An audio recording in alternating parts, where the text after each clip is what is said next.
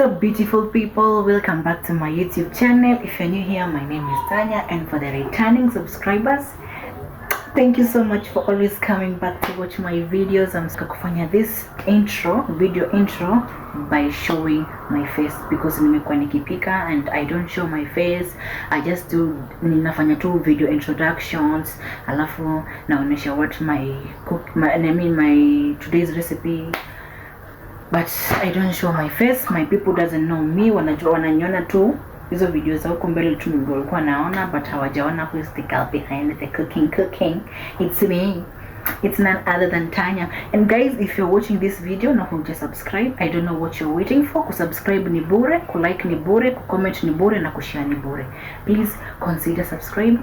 If you're watching my videos without subscribing, consider doing what? Commenting, like, share, and please like my videos and share. Ukiona ziko sawa, zimekubamba, zimekunice, please like my videos. So guys, today's recipe tunapika donuts. Zinaitwa crunchy donuts.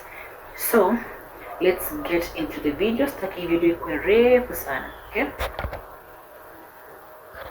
So guys, like I was saying, tunapika crunchy donuts, na hii ndio unga yangu ya leo, all purpose baking flour.